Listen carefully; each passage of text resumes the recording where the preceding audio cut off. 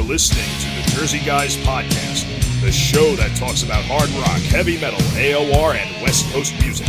In-depth conversation and special guests are always on tap, so settle in and turn it up. Now, here are your hosts, Tom and Mark.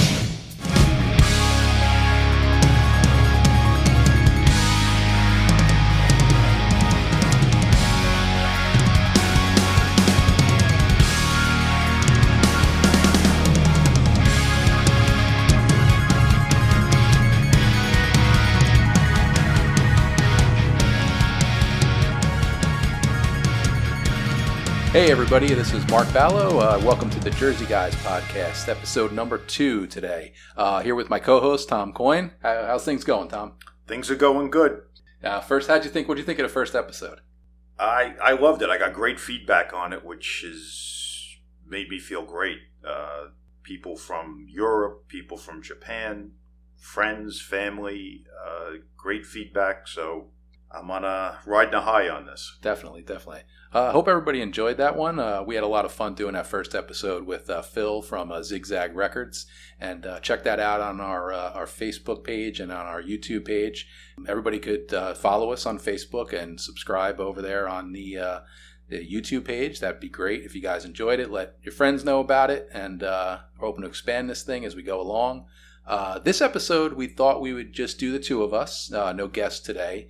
But we thought what we'd do for this episode is we would talk about the band Europe, the Swedish band. Everybody knows them well, Final Countdown. But we thought we would kind of do a little discography discussion on them. So what are your thoughts on that? Well, the reason I wanted to start, we've actually talked about this quite extensively, breaking down discographies at a very intense level, unlike most of the discography breakdowns I've seen on YouTube.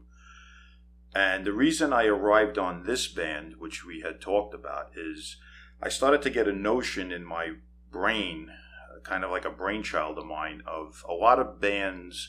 How do they stack up after all these years to the great hard rock and heavy metal bands of all time? Are they on that level of the Led Zeppelins and Deep Purples and UFOs and bands of that ilk? And the first band that jumped into my mind was Europe, and I did a lot of deep thinking, and we've talked about this, so we both kind of agreed that this would be a perfect band to break down discography, and at the end give our own personal opinions of how their records 1 through 11 stack up in our own opinions. Yeah, definitely. I mean, Europe had basically, I would say, kind of like 2 eras, right? You had the classic era, which started with their first album in 1983, and that went all the way up to 1991 with the Prisoners of Paradise album. And then the band kind of went on hiatus. They took, 11, 12 years off, and then came back again in 2004, and have since then released 6 albums. So they kind of have like two distinct eras with like a 11, 12-year break in between. So it's pretty interesting. And a lot of people, will know them obviously from their 80s period and 90s period, but maybe they didn't really follow them too much into the newer era. So I think it's great because you and I are fans of both. And so it's great because we can kind of maybe expose people to something they're not real familiar with, Yeah, you can make an argument that it actually had 3 periods because of the huge change in the lineup with John Norum leaving and Key Marcello coming in. And there was at the time some, I don't know if bad blood is the word, but Norum clearly made it known that he left for the lack of a better word, the direction that the band was going in. And you could take the first 3 as being the early Norum period and the Key Marcello period. And then when they brought Norum back, which has led to a lot of different records and a lot of different opinions on those records, which we will get into. Yeah, definitely. Yeah, that's true. That's a good point about the the first 3 albums with being John Norum, and then like you said, he left basically because, like you said, he didn't like the sound or the direction they were going in. But then they bring Key Marcello in, and they do 2 more albums, and right. So it is definitely like almost 3 eras, distinct eras for sure. But what we thought we would do, kind of going into this, is we would basically do a chronological order of their releases. We'll start with the debut from 1983, and we'll talk a little bit about that, go back and forth with each other, and then, continue that on down the line with the rest of the albums right up through the final one. So, I mean, we basically, you were going to start with the first album, or you want me to start? No, you could take it away with the first record. The first album was the self-titled, released in 1983. Yeah, I mean, it was an album that, that's where everybody first heard of the band. That, if I'm not mistaken, that was an independent release, right? It was an independent release, yes. So they weren't signed to CBS yet at that point. Correct. I think they started out, I was reading, they basically started in 1979 is when they kind of formed, and they were called Force, right? Right. And they were in high school at the time. Were they? Yeah. Okay. Yeah. So they were really young. So yeah, I mean, they started with as Force, and then I think they did some sort of a European, Swedish, right, sort of songwriting contest or something like that, right? And at the time it was a 4-piece.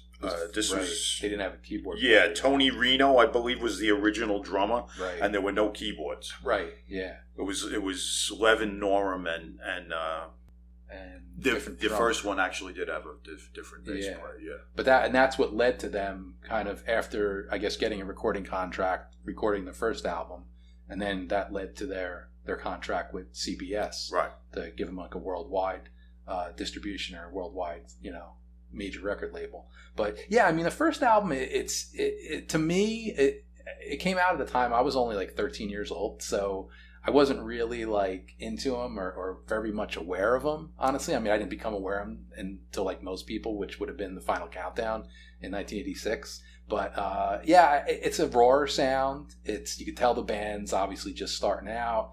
The songs maybe weren't quite as honed yet, the songwriting. So yeah, for me, it's a good album, but it's a different sound. To me, it had like maybe 3 tracks that were real highlight tracks for me. You had In the Future to Come, 7 Doors Hotel, and Children of the Time. They were probably my 3 favorites from that album. Well, to be honest with you, I didn't even know that album existed. I got into them with Wings of Tomorrow. That was the first. I got that like when it came out. Okay. And I actually subsequently found out from Vinny and Phil from Zigzag that there was an independent record before that, which at that time was very hard to get a hold of in the States. Oh, okay. So I kind of worked backwards with that record, and my first one was Wings, and I like that record a lot, the first one. I think it's got, a tremendous amount of promise. It's obviously very new wave of British heavy metal infused. You could see the early Yngwie sound is because it's, again, the early Yngwie and this record were very close in time. It was definitely their infancy. I think they were around 20 years old when they recorded this album. So right. For what it was, I think it was great. In the context of their whole discography, it falls short compared to, the greatness that was to come. But for what it was at that time on an independent label with a bunch of 20-year-old guys, I thought it was a very strong record. Well, they basically followed that right up in a year later, and they come out with Wings of Tomorrow. Right? Wings was a big jump up because it had a real big fat production. You started to get the direction they were heading in, and that's a big favorite of mine, that album. It did ranks pretty high up in my 1 through 11 of their records. Yeah, well, it definitely, like you said, definitely had a way better production than the first album. Obviously, you're on a major label now. Yeah, better songwriting all around, I thought. Yeah. I mean, there was definitely more songs to me that just had, you could see that where they were going and what was to come. Absolutely. So yeah, I thought that was a pretty interesting album. That's the same thing, like you pointed out. I basically got to know the band first through Final Countdown, and then like I worked my way back, and then picked up the earlier 2 albums. So that's kind of like how I did the same thing too. Yeah, that was I thought that was a good album. Definitely a big jump from the first one. Well, it was a hard rocking album. It definitely had a lot of teeth to it. The songs were heavy. The songs were fast and furious for the most part. And it had a real good production for that time. It had a real beefy production, which added to the whole sound of it. It's a big favorite of mine. And had a great cover.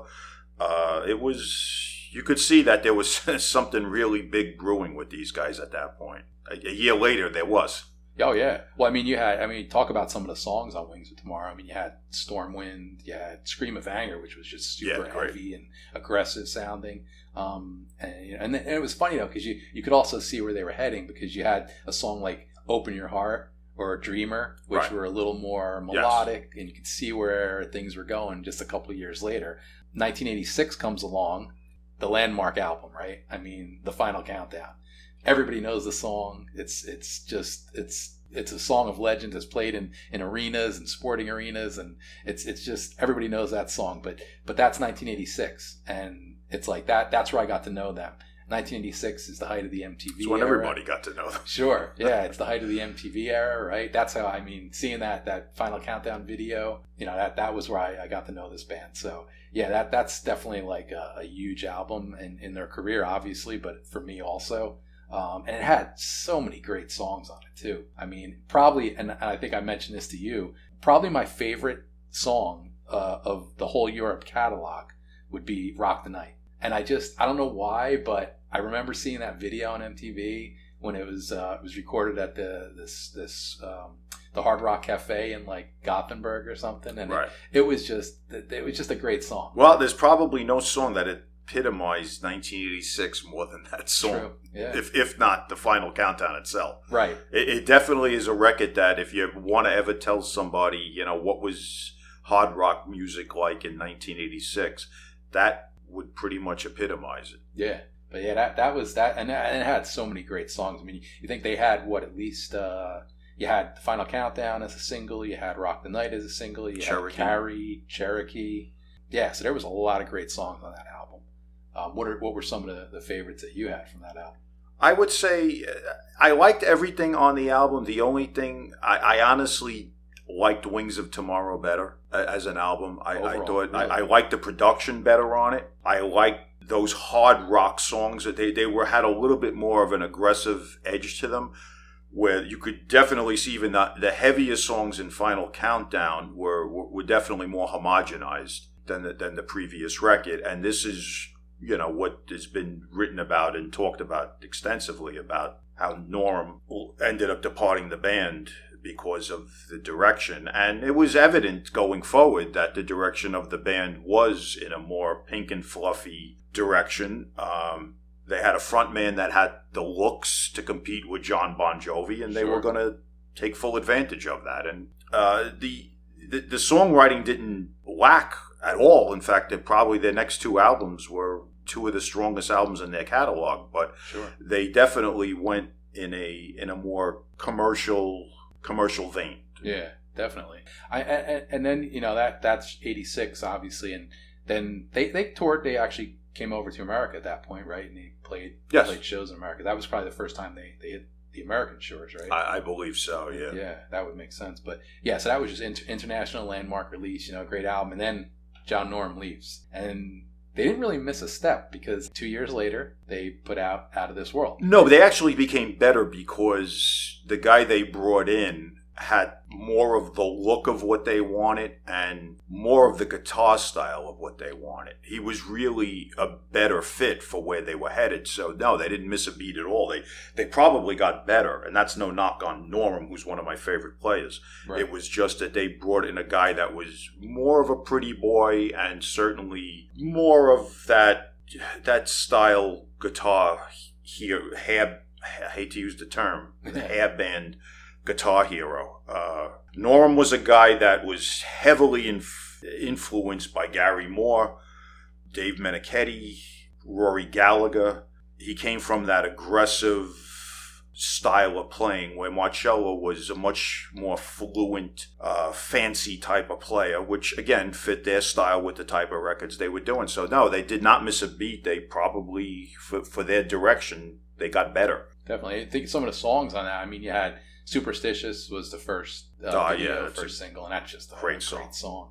But you had Let the Good Times Rock, you Open Your Heart, you had More Than Meets the Eye, Coast to Coast. Yeah, every song on that record is a home run. There's not one song that even borders on being weak on that record. Another interesting point was that, and we talked about this the other day, it's like they redid Open Your Heart on that album, but they had also done that on Wings of Tomorrow. Right. So that was kind of like interesting. And I never really heard the story as to, if there was any story behind that at all. Well, the thing with Wings of Tomorrow was it was totally unknown in the United States, even though it was signed to CBS. The distribution on that record was, I think at that time, it was just solely available as an import. Right.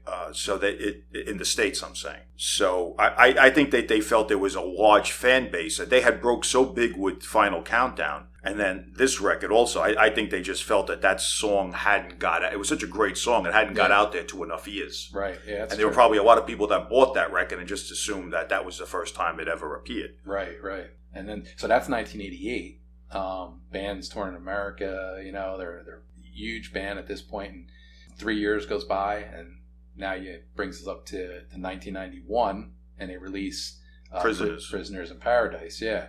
And again, I mean, another Out of This World and Prisoners in Paradise are, like you said before, probably two of the strongest albums of their catalog. They wrote 2 albums in a row that didn't have, forget about a bad song, didn't even have a moderately weak song on it. Yeah. And this is when I talk about comparing them to the great bands of all time, because there aren't too many bands that you could say that about, especially in the 90s when records were longer than they were in, the 70s. These guys wrote 2 albums that didn't have a song that even bordered on being weak. Right. I mean, what were some of the songs that, wow, yeah, I mean, you don't even have to mention, you could say any song. Was there any particular highlight songs? Well, A Girl from Lebanon, I always thought was something a little special and had a little bit to the left vibe about it.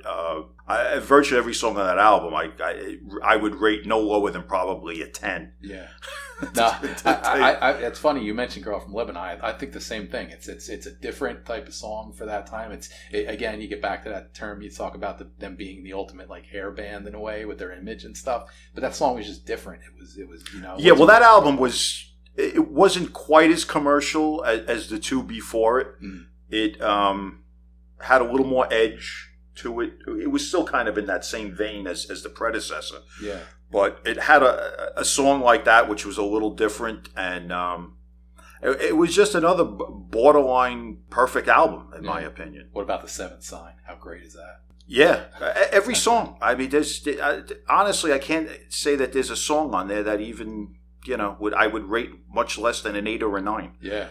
Definitely. Well, it's funny you mention that because I was listening to the albums the other day, just, getting back into them again, trying to, as we're preparing for this episode. And I guess, you had Out of This World, as much as I love that, and that's probably going to be, we'll get to this later, but that might be my favorite album from the band. But Prisoners definitely had a beefier production. The guitars were more in your face, whereas I think on Out of This World, the keyboards were a little more up front. But the guitars were really up front on Prisoners. And yeah, so it was definitely, and it was probably a sign of the times too, because it was 1991 at that point. So, I mean, things were starting to change a little bit, right? Yeah, and I think they were a little bit more comfortable and they had such great success for 2 commercial hard rock records in a row. I think that they felt, especially, and also taking 3 years off, which is a nice chunk of time to write a new record. I think they were very comfortable in who they are and what they were doing at that time. Right.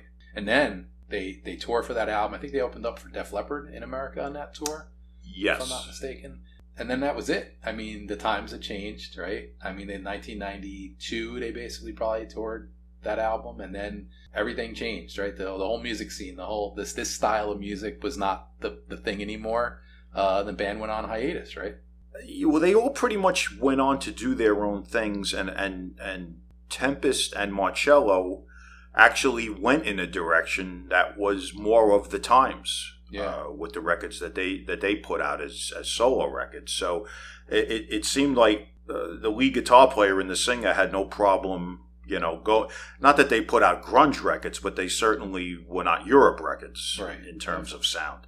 The other guys were really hired hands in just about every Swedish product that came out for a couple of years. So the band just fragmented and did their own thing for quite a while, and it was actually a period of time where it wasn't really, I think it was until I'm just shooting off the top of my head with this, I kind of recall them, and around the Y2K period that they did they played a gig in Sweden with Norm and Marcello. Exactly. I was gonna do that as a little bit of trivia. Does anybody know the point where they actually played with both guitar players? It was Y2K, I believe. They did a show. I think it was in Sweden. Right. It was on New Year's Eve, leading into the 2000 and 99, 2000, and they played. I think they did 2 songs. They did "Rock the Night" and "The Final Countdown." Right. Obviously, and that was the band kind of getting back together after 7 years or so and just kind of doing that one-off thing. And I guess maybe that was what kind of made them start to think about. I guess it still took them 6 years from then to... I think about 2003 was when they started kind of getting back together again. And, there was a lot of rumblings that they were going to record again with Norm. Right. Yeah, and then that brings us up to now we're 12 years past the year, 12 or 13 years past their last album, and we get up to 2004, and they finally, now the band goes into kind of their second era, their second period or third period, as we said before. But you got the classic lineup back. John Norum is back, right? And you released in 2004 "Start from the Dark." What were your feelings on that? I think pretty much what everybody's feelings was at the time, because it was still early on enough that you were expecting something and got something that was different. It had that modern vibe to it. For sure. The songs were good. The production was good. There was nothing negative to say about it. It took me a little bit of warming up to it, because again, this is 2004, so you kind of held out some hope that things were going to be more vintage sounding than what they were. But it was a good record. I wouldn't say it was a great record. I was glad to see them back. I was glad to see them back with Norm, but I loved them with Marcello too. So if they got back with him, I would have been just as okay with it. Yeah. Norm had already put out a string of solo albums, most of which I was very high on. Yeah. And it's a record that I was glad to see them back, and it didn't bowl me over, but it was solid for what it was. Yeah. Well, now it's funny because when they put that album out, they decided they were going to try and get back to America and kind of, recapture that American, audience again. So they actually toured in 2004. They played B.B. King's in Manhattan. B.B. King's in New York City, and I saw them there. I saw that show, and I actually saw them a couple nights later. They played in New Jersey at the Starland Ballroom.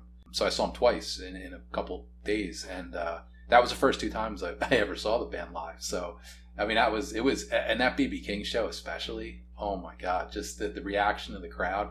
I mean, when they came out and did the encore, and it was you hear the keyboard part of Final Countdown come in, and it was just the energy in B.B. King's that night was unbelievable. That was a great show. But the band they sounded good. They were all still great players. They all still were in shape. The band was like top notch still. Yeah, that's even till to this day. Sure, they're still on fire.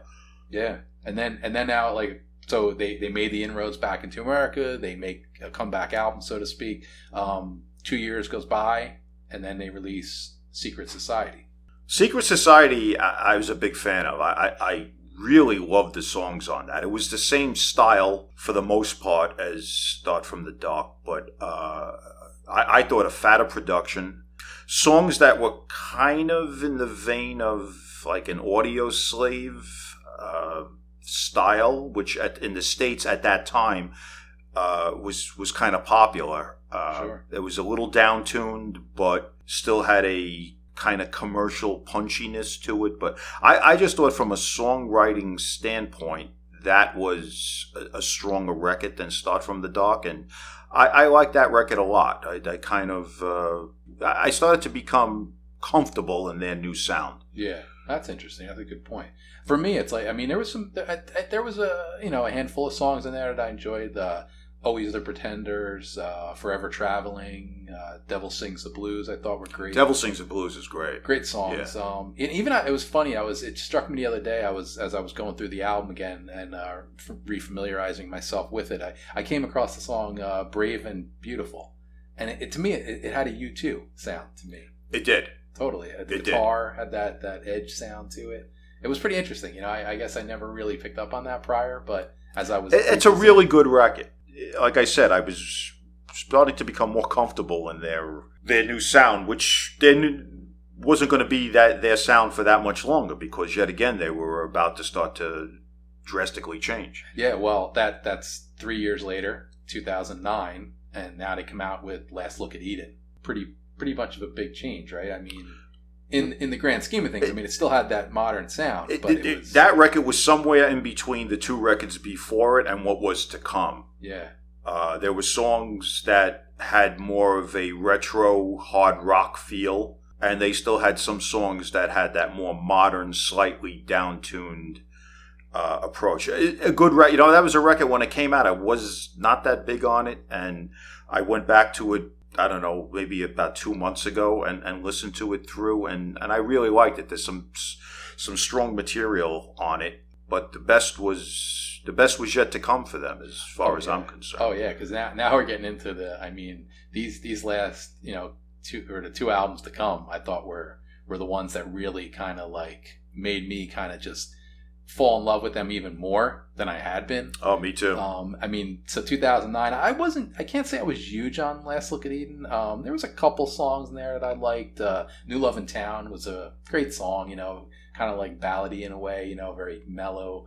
Last Look at Eden, the title track, was a great track. That's a terrific song. Yeah, but that's 2009. Now, 3 years goes by, and 2012, the band puts out Bag of Bones. And now, I know you and I, we're going to talk about this because we love this album. But what is your, opinion on that? This record, and I had read an interview in some magazine with them, and they clearly made an attempt to go back and write a 70s style record without sounding dated. When I say 70s, I don't mean like a dated sounding 70s, like a classic sounding 70s record. They were quite successful at it because, in my opinion, that's really where Norum shines, because that's the style guitar player he is. Mm-hmm. That's the style writer he is. And this is why, going forward with him, there were so many different styles, because if you listen to his solo records, you could listen to Another Destination, and that was just total 70s sounding record, and yet his earlier records were hard rock with Glenn Hughes, mm-hmm. Goran Edman, and then he did some kind of down-tuned alternatives records. So he's clearly a guy that wants to go in certain directions, and one of them isn't super glossy hairband type of mid-80s stuff. Sure. So I wasn't surprised that they went in this direction. I was thrilled with it, and it fit them perfectly. The songs are, again, another album that even including bonus track, there wasn't one song that was even moderately weak. It was just a great record, and it got a lot of negative press because, again, we're talking 30 years after the fact, and people were still clamoring for records that clearly they weren't going to do anymore. Anybody that really keeps up with the band should have known the fact that when John Norum came back, there wasn't going to be an Out of This World or a Prisoner in Paradise. That's why he wasn't in the band. There wasn't going to be a Final Countdown because that's why he left the band. So yeah. I never had any hopes of them sounding like that. Maybe Start in the Dark, I thought maybe would have sounded like that, but I've been so in tune with Norum his entire career. I knew that when he came back in the band, there was going to be a lot of different styles, and none of them were going to be lipstick and leather. Yeah, definitely. That's right. I mean, but talk about some of the songs on Bag of Bones. I mean, it probably one of the newer era, the most epic tracks has to be "And Not Supposed to Sing the Blues." I mean, when I saw that video, I was like just blown away. It's video was great. Oh my God, it's got like you talk about that 70s vibe, classic rock sounding. That's such a great song, and even a song like Firebox, Demon Head. No, forget about it. You could see that album was written with vintage Aerosmith, all the great vintage Robin Trower. A lot of the solos have a Trower feel to them. It was them delving into the best of the 70s and trying to write a record like that, and they were super successful at it, in my opinion. Yep, no, I agree with that 100%. And then, now as good as Bag of Bones was, now you move 3 years down the line, and now we come to 2015, and we've got War of Kings. So, epic album. Yeah, that's an album that, again, a lot of negative things said about it. A lot of people liked it. The negativity really makes my skin crawl because, yet again, it's people that don't want to grow with a band, people that don't want to respect the musicians and the writers and the talent and think that they're going to regurgitate the same album from 30 years ago over and over again. Could make a long discussion about this on another date with Iron Maiden. Mm-hmm. Same thing. And just a killer record, very similar in style to Bag of Bones, but not quite as 70s sounding, a little bit more in terms of epic heavy metal, some definitely. Of the songs. Yes. More Iron Maiden, Judas Priest, with some arrangements that harken back in time to like Emerson, Lake and Palmer.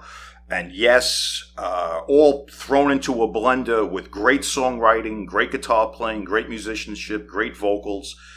Some of the strongest songs, I would say the first two songs out of the box on this album alone are worth the price of admission. If you don't listen to another song on the record, if the first two songs don't knock you on the floor, then I don't know if this music is for you. But. So you're talking that's the title track, War of Kings, and Hole in My Pocket? Absolutely. Yeah. That's like one of the that is one of the great 1-2 punches of all time. Oh yeah. In my opinion. And I can't say enough about this. Yet another Europe record where there isn't a weak track, there isn't even a mediocre track to be offered. And yeah, it gets my highest praise. I just hope that if they ever do another record, it'll be in that vein. But, you talked about the songs. You talked about the first two songs, but you had stuff like Second Day. You had California 405, which is a great song, Days of Rock and Roll. Great. Oh, yeah. Days of Rock and Roll is like just this real it's a great record. I would have liked to have seen it overall more absorbed by fans. The negative press that it got, or the negative comments it got on a lot of the Facebook pages, I just don't get it, because as I've gotten older and I've aged, I started off with all these bands in my teens and my 20s, and now I'm four decades down the road with them. I'm just amazed that people are still expecting musicians in their 50s, some cases 60s, to write songs the same way they did when they were 22 and 23. Yeah. I don't know why you'd want musicians to write songs at 58 that they wrote when they were 22, but there is a certain element of people that just want the same thing regurgitated. But I appreciate great talent, and with great talent comes many different factions of songwriting and styles. Oh yeah. Well, I think that's what you just said. I think it's a great point that why we're doing a discography on a band like Europe, because this is a band that they were in the middle of the hair era, but now it's 2021, and it's like the band, a great band, different sound, but still just as good as they ever were. For the most part. It's song. And another thing with War of Kings, and Europe has done this over the release of their albums. They've always kind of thrown in an instrumental track here and there on most of their albums, right? And probably my favorite Europe instrumental is on War of Kings. Right. It's Vas Aston, I think it's called. Great instrumental. That's probably my favorite instrumental of them. For sure. I agree. And then now, after the epicness, and now I actually saw them on twice on the War of Kings tour. They actually came back to America for the first time since Start from the Dark. Right, that's when I saw it. I think we probably went. Did you go to the show at Irving Plaza? Irving Plaza in New York City. We were both at. I went to that show too. Great show. And I actually saw them a couple days later. They headlined the M3 Festival down in Columbia, Maryland. So I saw them there too, about 2 days after the Irving Plaza show. But I think they actually did two short legs American tour on that, which is, like I said, it was interesting because it was the first time since 2004 that they actually came back to America. So what I liked about that tour when I saw them at the same show you went to is they unabashedly pushed War of Kings in spite of the mixed emotion. In fact, they opened the show with that song, right? Yeah. Which I thought was worth the price of admission. Yeah, and it was just a great array, and they did throw in some of the Marcello stuff, which I guess whether Norm is wild about that or not, they have to acknowledge two great records. But it was a great show. It was a great tour, and they were firing on all 8 cylinders for sure. Oh yeah, now you got their latest album, the last recorded album they've done up to this point, 2017. They come out with Walk the Earth. And now, me personally, and I'll just start off with this. It's like, I mean, we've talked about this, endlessly, and it's definitely, to me, and my thought, and I presented this to you the other day when we were talking about this. I think that, and this is just my opinion on the whole thing and my analogy of it, but you had 2015, you come out with this great album. The band comes back to America. They, do a couple small, short tours. They headline the M3 Festival, huge festival, 15,000, 20,000 people. The band's on a high. They actually get a commercial for Geico here in America, which, brings the band into a whole new light. They're on TV, you're seeing the commercial every day.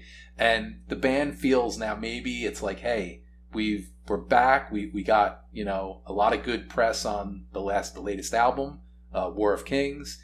We've got this commercial thing. It's put us back in people's, in front of people again, in America especially. And it's like my feeling was they rushed to get another album out to kind of continue that momentum. And that result was Walk the Earth. Unfortunately, it kind of, to me, fell by the wayside. And in terms of quality, songs, I just think weren't there, right?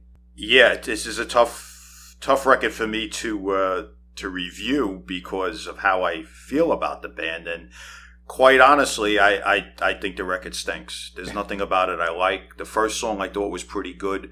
I thought it severely lacked in songwriting. And I remember reading while there were rumors of them working on a new album that they had brought in outside writers, or there was a suggestion by their management to bring in outside writers, which I thought was strange.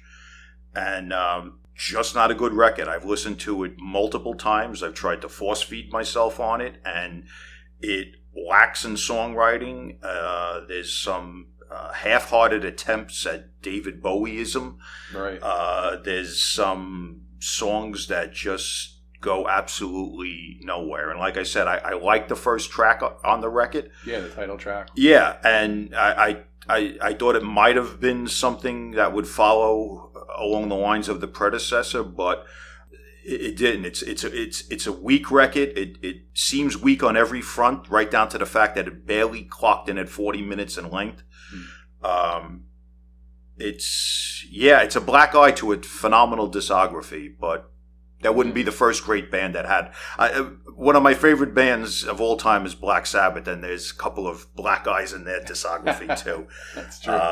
My next favorite band is the Allman Brothers. There's some black eyes in their discography. So a band that's released 11 records, if there's one black eye out of 10, out of 11, that's pretty damn good. It's still not so bad, right?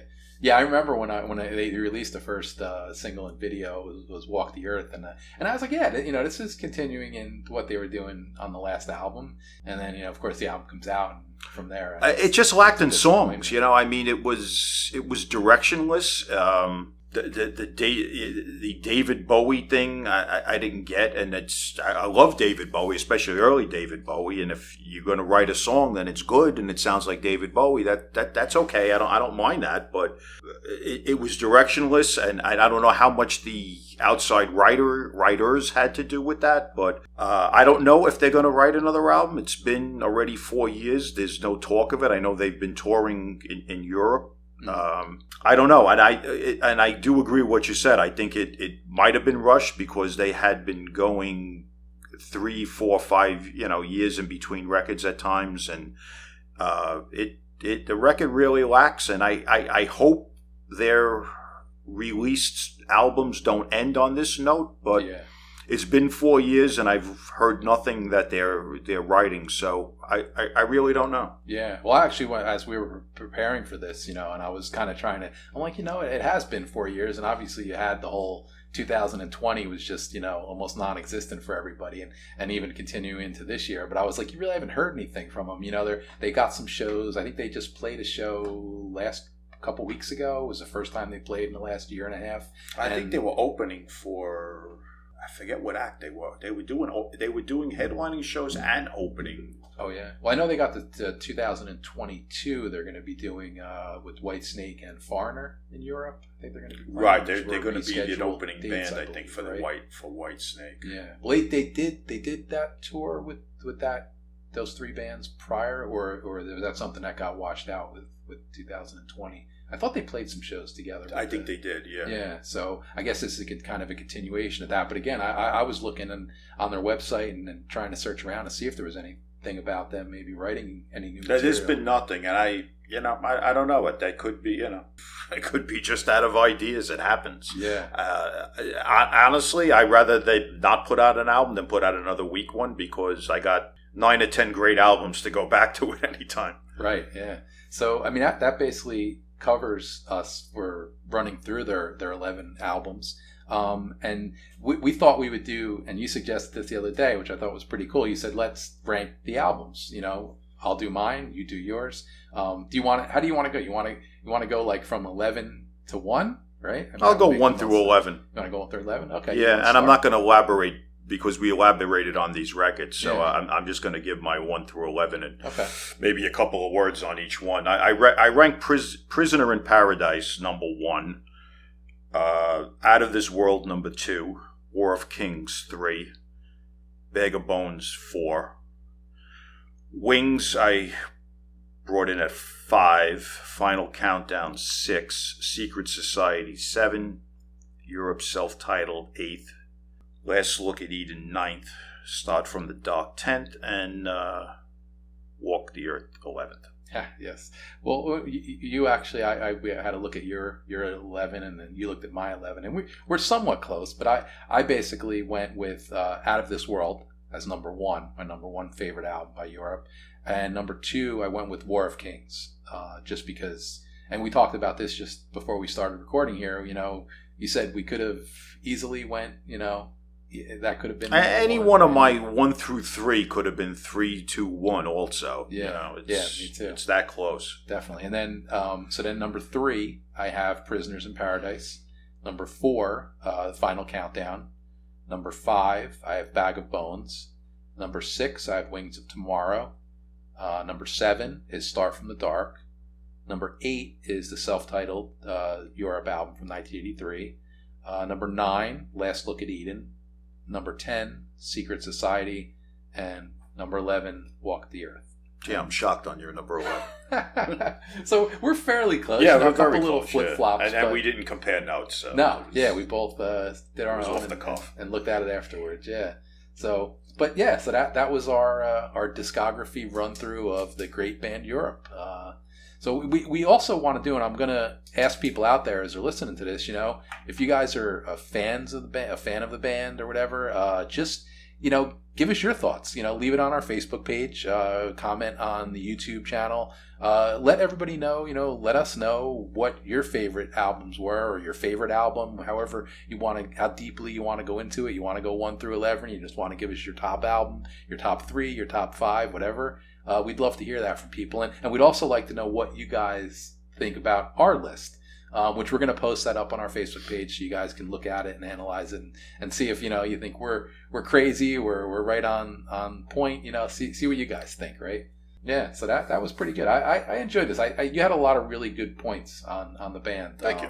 Yeah, I thought that was really enjoyable. Come in handy for some things. But yeah, I thought that was pretty good. I hope everybody enjoys this episode. And so going forward, we just today think we have a guest lined up for a future episode here, right?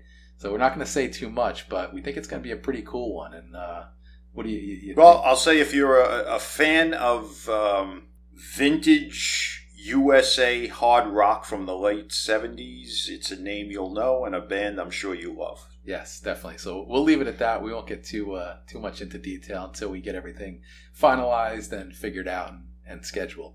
So with that was episode number 2 of the Jersey Guys podcast. And we hope you guys enjoyed this one. And we'll see you back here again next week, hopefully with another episode. Bye. Sayonara.